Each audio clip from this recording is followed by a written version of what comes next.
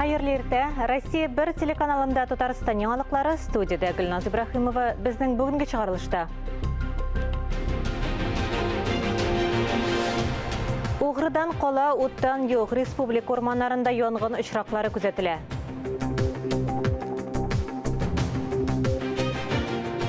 Корабльләр сәяхәткә китә Яшел үзәндә 2 яңа судны җыеп бетерделәр.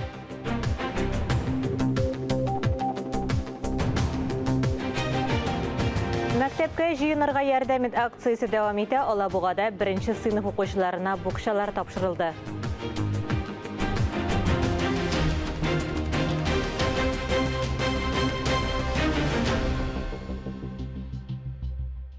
Республика һәм шәһәр көнендә башкалабыз халкына уникаль пиротехника тамашасы вәгъдә итә. Быел 30 август кичендә фейерверк кына түгел, ә музыкаль тамаша да була. Төп чаралар Казан гаилә үзәге янында һәм Кремль яр буенда уза. Шунда ук махсус проекторлар урнаштырыла. Алар суда барган вакыйгалардан трансляцияләп торачак. Бүген Татарстан дәүләт телерадио компаниясендә теркәлгән сәяси партия вәкилләре һәм Россия Федерациясе дәүләт думасына депутатлыкка дәгъва кылучы бер мандатлы кандидатлар арасында дебатлар башлана. Бу атнада теле һәм радио эфирдагы дебатларны сишәмбе һәм чәршәмбе көннәрендә карарга һәм тыңларга мөмкин булачак. Дебатлар телевидениедә бер юлы 2 каналда була. Россия 1 каналында сәгать иртәнге 10 яртыда, Россия 24 каналында 10да була. Ә Татарстан радиосында дебатлар кичен сәгать 6 тулып 10 минуттан соң уза. Татарстан гадәттән тыш хәлләр министрлыгының махсус техникасы ярдәмендә хәзер Мариэльга урман янгыннарын сүндерүдә булышалар. Күрше төбәк ут белән кылычланган. Татарстанда да янгын очраклары күзәтелә. Рәсми рәвештә 13 урман янгыны теркәлгән. Ә Мариэлда гадәттән тыш хәл режимы саклана. Самара, Түбән Новгород, Ульяновск өлкәләрендә дә хәл куркынычлы. Республикабызның көньяк-көнчыгышында Лениногорскидан ерак түгел урманда янгын килеп чыккан. Аны төнлә сүндерәләр. Әлмәттә урман янгыннары күзәтелә. Татарстан президенты муниципалитетлар башлыкларын янгыннар белән мәсьәләне катгый контрольдә торган дәде. Яшел үзәндәге Горький исемендәге заводта 2 корабльне җыеп бетерделәр. Судныларны суга төшерү тантанасы булды. Әлеге корабльләр илнең төньягына Архангельскига китә. Аларны йөк ташуда, диңгездә билгеләр урнаштыруда файдаланачаклар. Корабль бортына бәреп, шампан шәрабе шешәсен вату борынгы традиция генә түгел, диңгез суднысын ноклыкка беренче тапкыр тикшерүдә. Судның борын өлешенә аерым игътибар. Biz классындагы карап диңгездә бозларны ватып эзләргә тиеш. Горький исемендәге Яшел үзән заводыннан суга быел ВОЗ проектындагы 2 корабльне төшерделәр. Корабльнең озынлыгы 35, киңлеге 10 метр. Булар судны өчен зур булмаган өлчәмнәр. Корабль суда төньяк диңгез навигациясе буенча төрле бурычларны үтәргә сәләтле. Илдә алар 30 ел чамасы төзелмәгән. Зур тәнәфестән соң Яшел үзәннең беренче 2 суднысы Архангельскига китә. Кырыс төньяк шартлары өчен яңа җиһазлар, хәтта саунада ясалган. Продолжительный период навигации, там порядка 100. Судноларда шактый озак вакыт эшли, елына 120 тәүлек чамасы. Гади уңайлы шартларының булуы мөһим. Әлеге судның төп бурычы йөк китерү, кисәтү билгеләрен урнаштыру. Арктика шартлары өчен бу авыр конструкция. Судныга Арктиканың меңдәгән су объекты хезмәт күрсәтергә тиеш. Важный шаг, помимо вот того гособоронзаказа. Дәүләт оборона заказыннан тыш, Яшел үзән заводында гражданлык заказларын үтәүгә дә күчтеләр. Заказларны үтәгәндә төньяк территорияләрнең үзенчәлекләре исәпкә алына. Корабльләр нык материалдан ясала. Заводта шундый 6 судны җыярга заказ кабул ителгән инде. Ә Яшел үзән предприятиесендә ясалган беренче суднолар ел ахырына кадәр диңгезгә чыгарга тиеш. Фарис Мөхәммәтов, Айнур Вәлиәхмәтов, Дамир Мөхәммәтханов, Татарстан яңалыклары, Яшел үзән. Түбән Камада сәләтле татар яшьләре ачык һавада зур концерт оештырырга җыена. Анда Татарстан йолдызлары да катнашыр дип көтелә. Кайда һәм кайчан? Тулырак алдагы сюжетта. Түгәрәк өстәл артында Түбән Каманың актив татар яшьләре Бөтен дөнья татар конгрессы белән берлектә алар ачык һавада концерт оештырырга уйлыйлар. Программа инде төзелгән, анда Татарстан йолдызлары да катнашачак. Туган белән туган булып яшәү кирәк. Шатлык килсә, кайгы тисә туган терәк.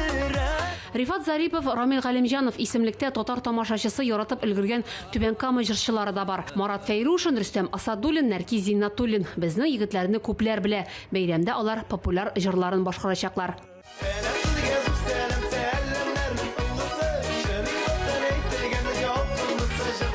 Түбән Каманың талантлы яшьләр белән берлектә һәм Татар конгрессы белән берлектә чын күңелдән бу концертны ясарга тырышабыз һәм бик кеше килер, бик уңышлы булыр дип өмет итеп калабыз. Бәйрәм 25 августка билгеләнгән уздыру урыны гаилә паркы. Оештыручылар Түбән Камаларны татарча концертка чакырып калалар. Гөлия Нигъмәтуллина, Фәхри Исламов, Яңалыклар. Республика һәм шәһәр көнендә Башкала халкына уникаль пиротехника тамашасы вәгъдә итә.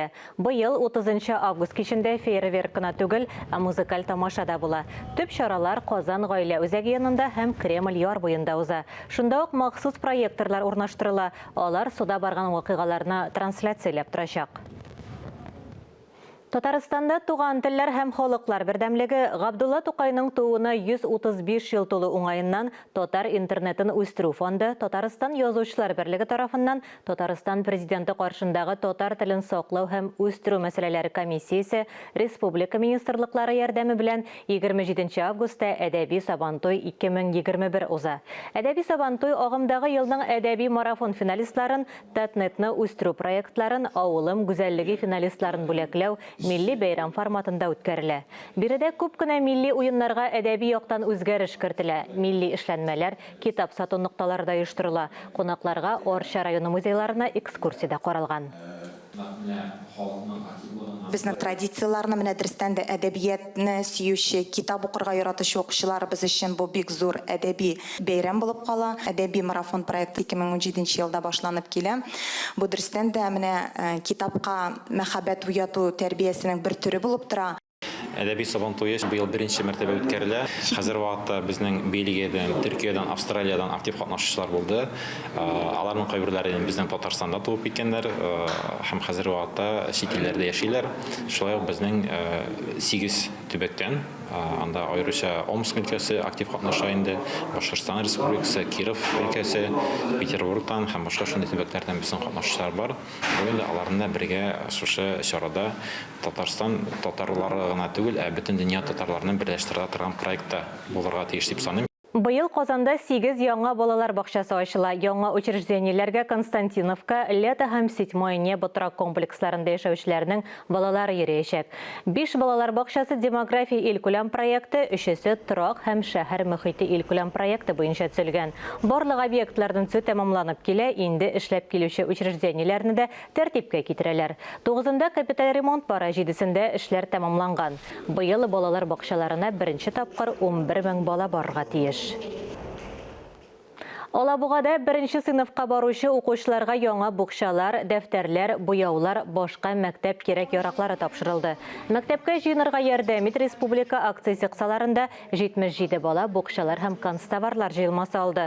Булачак укучыларны яңа уку елы белән котладылар. Мәктәпкә җыенырга ярдәм ит акциясе Татарстанда 14 ел инде гамәлдә. Быел республикада 1000-нән артык бала кирәкле ярдәм ала. Партия янына барлыгы 20 000-гә якын беренче сыйныф укучысы утыра. Тагын бер атнадан яңа уку елы башлана. Укытучыларның традицион август конференциясе зур оешканлык белән узды. Киләчәккә планнар билгеләнде. Татарстан радиосының иртәнге турыдан-тур эфиры мәгариф темаларына багышланды. Республика мәгариф һәм фән министры Илсур Хадиуллин уку елына әзерлекнең торышы, илкүләм проектларны гамәлгә ашыру, яңа ачылган мәктәпләр, мәктәпкәчә яшьтәге балалар учреждениеләре турында сөйләде. Август конференциясе йомгакларына аерым игътибар итте. Радио тыңлаучыларның укытучы һәм тәрбиячеләрнең абруен көчәйтү, ата-аналарның җаваплылыгын арттыру кирәклеге турындагы четерекле сорауларга җаваплар да бирде. Студия кунагына без дә сораулар белән мөрәҗәгать иттек. Илсур Гәрәевич, хәерле иртә. Август конференциясе йомгаклары нинди? Укытучыларның традицион август киңәшмәсен Актаныш җирлегендә үткәрү җибәре ул безнең өчен бик зур шатлык булды. Йомгаклары әйтергә кирәк, яхшы. Иң беренче чиратта узган уку елына нәтиҗә ясап, яңа уку елына бурычлар куелды һәм шушы бурычны шушы максатка ирешү өстендә без бүген эшләячәкбез. Президент тарафыннан укытучыларны хөрмәт итәргә, мәгариф системасын яратырга һәм әйтергә кирәк, шушы зур зур эшне тәрбия эшен, укыту эшен бергә әтине белән алып барырга дип бурыч куелды. Шушы максатка ирешү өстендә без бүген эшләячәкбез.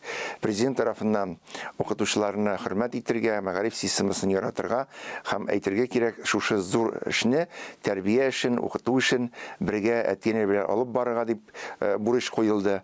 Мәктәпләрдә булган бөтен тәртипне, бөтен укыту тәрбия эшен җайга салып, аларның балаларының сәламәтлеген саклап, пандемия әле бездә түгел, әйтергә әйткәндә үтеп бетмәде, шуңа күрә матур итеп эшләргә дигән бурыч куелды.